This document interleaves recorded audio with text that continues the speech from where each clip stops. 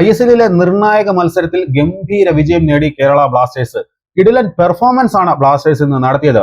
Muhammad നസിയാണ് Blasters ഇന്ന് തോൽപ്പിച്ചത്. നമുക്കറിയാം മുഹമ്മദ് നസി പോയിന്റ് ടേബിളിൽ അവസാന സ്ഥാനക്കാരാണല്ലോ. എങ്കിലും ഈ വിജയത്തിന് തിളക്കം കുറയുന്നില്ല. കാരണം ഈ സീസണിന്റെ ആദ്യ പകുതിയിൽ ബ്ലാസ്റ്റേഴ്സ് എങ്ങനെയാണ് കളിച്ചതെന്ന് നമുക്ക് എല്ലാവർക്കും അറിയാവുന്നതാണ്.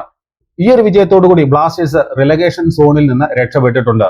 ഇപ്പോഴും മുഹമ്മദ് നസി റിലഗേഷൻ ഭീഷണിയിൽ തന്നെയാണ് നിലനിൽക്കുന്നത്. ബ്ലാസ്റ്റേഴ്സിന് ഇന്ന് ജയിച്ചേ മതിയാകുമായിരുന്നുള്ളൂ. അതുകൊണ്ട് തന്നെ മികച്ച പ്രകടനമാണ് ബ്ലാസ്റ്റേഴ്സ് നടത്തിയതും. ആക്രമണ ഫുട്ബോളോടുകൂടി തന്നെയാണ് ബ്ലാസ്റ്റേഴ്സ് തുടങ്ങിയത്. എന്നാൽ കളിക്ക് വിപരീതമായിട്ട് 44ാമത്തെ മിനിറ്റിൽ ആദ്യ ഗോൾ നേടിയത് മുഹമ്മദനാണ്.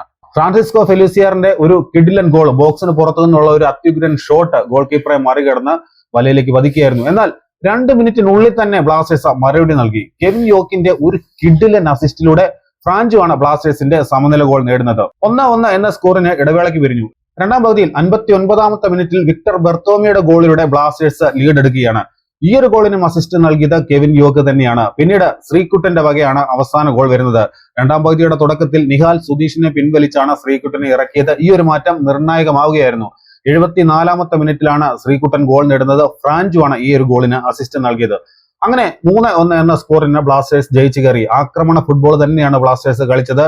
മുഹമ്മദിന്റെ ഗോൾ കീപ്പറുടെ മികച്ച സേവുകൾ ഇല്ലായിരുന്നെങ്കിൽ ഇതിലും വലിയൊരു മാർജിനിൽ ബ്ലാസ്റ്റേഴ്സിന് വിജയിക്കാൻ സാധിക്കുമായിരുന്നു. 65% ബോൾ പൊസിഷൻ ബ്ലാസ്റ്റേഴ്സിന്റെ കയ്യിലായിരുന്നു. 35% മുഹമ്മദിനുണ്ടായിരുന്നത്. 19 ഷോട്ടുകൾ ബ്ലാസ്റ്റേഴ്സ് അടിച്ചു. 7 എണ്ണം മാത്രമാണ് മുഹമ്മദിന് അടിച്ചത്. ഓൺ ടാർഗറ്റിലേക്ക് 9 ഷോട്ടുകൾ ബ്ലാസ്റ്റേഴ്സ് അടിച്ചപ്പോൾ 1 എണ്ണമാണ് മുഹമ്മദിന് അടിച്ചത്. ഇതോടെ 14 പോയിന്റോടുകൂടി ബ്ലാസ്റ്റേഴ്സ് 8ാം സ്ഥാനത്താണ് ഇപ്പോൾ നിൽക്കുന്നത്.